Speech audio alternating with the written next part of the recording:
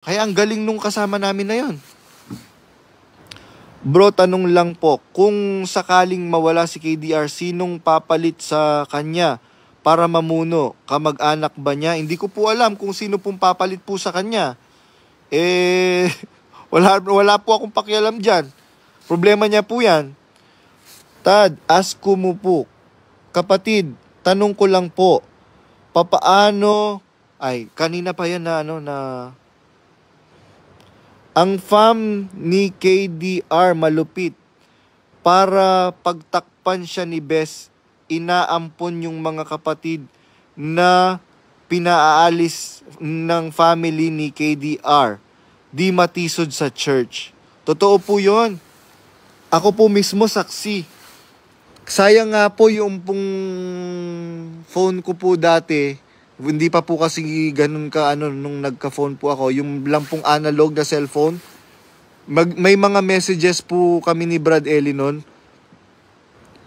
na sabi niya, gagawa akong paraan para makuha kita uli dito, mapapunta kita sa Brazil. Meron pong saksi na manggagawa dyan. Pinababasa ko sa kanya yung messages ni Ingkong. Kaya pagka nag-message si Brad Eli sa akin noon, talagang yung iyak ko, talagang tsaka yung iyak at kagalakan ng puso ko, talagang matindi. Ayun po, yun lamang po siguro mga kapatid, yun lamang po ang concern ko ngayon, kaya hindi po ako titigil dahil matindi po ang ginagawang pang-brainwash ni Daniel Rason sa mga member ng MCGI ngayon na feeling victim po siya. Ako po yung inapi, kami po yung inapi. Kaya maraming takot magsalita pagka umalis sa kanila. Kaya po ako mas na-inspire na magsalita. Kasi po, 4 days ago, meron akong nakausap na dating empleyado nila. 500 a week lang ang allowance. Tapos, alam mo, bro, sabi niya ganyan, dapat magsusuicide na ako. Pero, buti na lang napakinggan ko yung video mo. Kaya parang natauhan ako.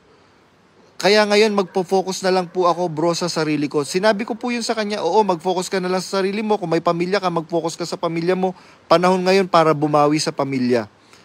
Ngayon, yung aral na natutunan natin kay kapatid na Eli, isabuhay mo yon. Ikapagiging dapat mo yon, ang Diyos hindi malupit.